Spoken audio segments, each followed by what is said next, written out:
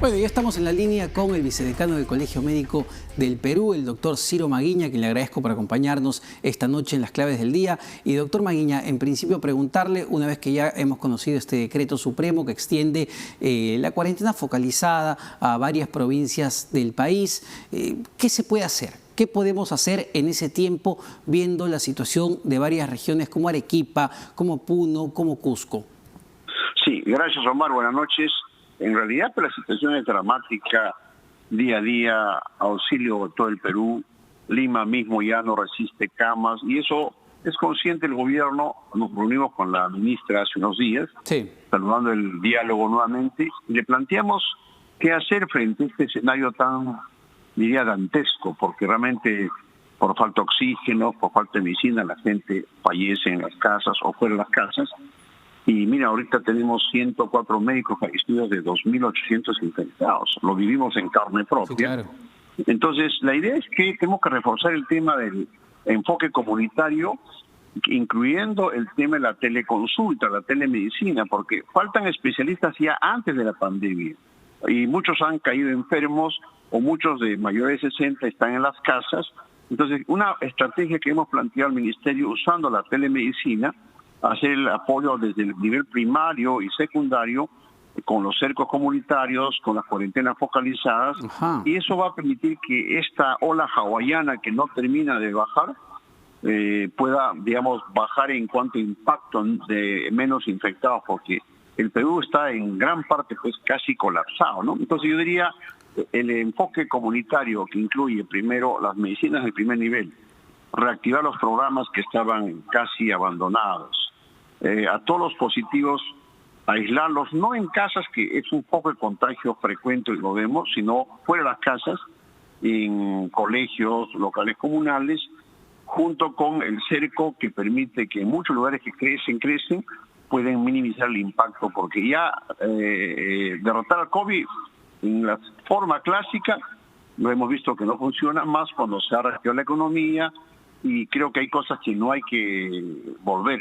Ahora, clases en colegios, clases en universidades, bares, discotecas, sería un absurdo en este momento de crecimiento de la ola que no termina de bajar. Doctor Maguiña, ¿fue una medida prudente el hecho de permitir los viajes interprovinciales, de permitir los vuelos también entre ciudades, entre regiones? Lo digo porque lo que hemos visto en las últimas semanas, desde que se permitió esto el 15 de julio, es que el virus también ha viajado. Claro, pero ya había viajado con los migrantes, ¿te acuerdas? Que sí, claro, los migrantes. Muchos migrantes, que yo recuerdo que en Huancavelica se hizo estas cuarentenas focalizadas en locales comunales, pero lamentablemente cuando se bajó la guardia, igual que en Cajamarca, siguieron llegando migrantes y obviamente los viajes pueden reforzar en la medida que no se haga esta vigilancia de los casos positivos. Yo creo que los viajes es un factor, pero más un factor, yo digo, las combis, el tema de los mercados. El transporte público y los mercados son los principales focos de contagio, definitivamente, ¿no? Obviamente, mira, el transporte de Arequipa es un desastre. Y eso que hicieron cuarentena en Arequipa, pero igual que pasa en Lima. Son millones que circulan por este tipo de transporte obsoleto, que no hay necesidad de decir dónde está el foco. Esos son los focos, y por eso hay que tratar en una guerra minimizar los focos con distintas estrategias de control. No hay una receta mágica, Omar, porque cada país, cada región tiene su propia particularidad. Sí, claro. Creo que el tema que tienen que hacer son los alcaldes junto con la comunidad. El ejemplo en Lima ha sido el alcalde de San Borja. Ha logrado en muchos focos frenar esto con los cercos comunitarios en San Borja. Hay ejemplos positivos en el Perú que son mínimos. Pero entonces, ahí uno se pregunta, uno entiende, porque ve la situación de otros países, que no es solo Perú. Claramente, tanto en lo económico como en el tema de fallecidos y contagiados, en muchos países la situación es sumamente compleja. Pero sí uno se sorprende, doctor Maguiña, cuando vemos el caso de Arequipa, donde tienen que intervenir todavía las autoridades nacionales, como la comisionada Zulema Thomas, la presidenta o la jefa de salud, Fiorella Molinelli, para empezar a sacar equipos de protección, para empezar a repartir mascarillas, empezar a sacar las medicinas. Es decir, también hay un problema de gestión de las autoridades locales y regionales. Correcto, tú lo has dicho, es uno de los temas de fondo. El tema de la salud está ya crítico hace 40 años y estamos pagando consecuencia de ello. Y el tema de la famosa descentralización en salud, que ha fracasado desde hace años. Hacen decretos de emergencia cuando hay brotes de dengue en el norte, porque en realidad el Ministerio de Salud no tiene un rol rector. Recién hoy día con el tema del COVID ha logrado tener presencia y poner orden en muchos lugares. Lamentable decir que muchos gobiernos regionales han fracasado, no ahora, hace años.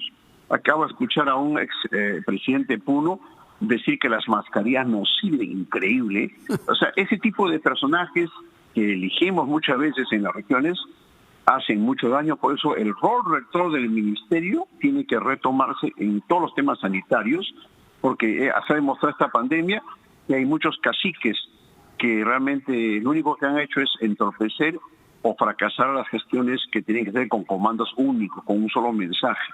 Y eso ha pasado, no lo cuento la historia, en muchos lugares del Perú, y es una de las consecuencias de cómo cuando no hay una gestión así unificada, planificada, vienen estas desgracias que empeoran el pronóstico, y eso ha pasado en Arequipa, pasó en fin, no menciono nombres, pero ustedes lo saben que es parte de la culpa de la situación grave sanitaria.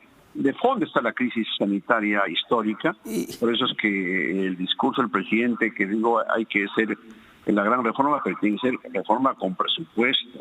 Sí, con claro. el rol rector del ministerio, o sea, retomar todos los temas de gestión. Y lamentablemente, doctor Maguiña, para ser totalmente francos con la situación que estamos viviendo, las grandes reformas lamentablemente van a tomar tiempo y no son de corto plazo, y la emergencia obliga a tomar medidas de cortísimo plazo porque se nos está muriendo más de 200 personas por día producto de la COVID-19. Y yo no sé cuál es su percepción al respecto. Sí. En el mensaje presidencial hubo la sensación de que un poco se decía, bueno, señores, a cuidarse cada uno porque ya no hay espacio para nadie en los hospitales. ¿Estamos en ese punto donde ya va a ser responsabilidad de cada ciudadano evitar contagiarse porque la cosa está bien, pero bien color de hormiga? Claro, acabo de escribir un artículo sobre Cáceres y la resistencia, es algo parecido. O sea, tampoco, no solamente que los ciudadanos son responsables de su cuidado, que hacemos los alcaldes, los gerentes, claro, los dueños de fábricas, dueños de grifos. O sea, tenemos que ganar a la población, no para derrotarlo, porque ya nos ha derrotado en muchos frentes, pero para que el impacto sea mucho menor para estos meses en que ya la economía se ha reactivado, que era ya imparable. Tú eres economista, sabes que era imposible decir que salud y economía, ambas tienen que vivir juntas para reactivar todo. Pero creo que la estrategia comunitaria, insisto, no hemos perdido la estrategia comunitaria. Entonces, pero ahí hay que ganar a todos los frentes. Pienso que muchos alcaldes o no han entendido el mensaje o simplemente no tienen armas para combatir, pero el ejemplo de San Borja es notable, sí. El de La Molina es otro. O sea, cuando haya voluntad de los gobiernos locales, que es donde tenemos a computar en estos meses, y no solo para el COVID, Omar, hay tuberculosis, hay VIH, hay diabetes, hay hipertensión, hay vacunas. ¿Cuántas cosas estamos dejando de hacer?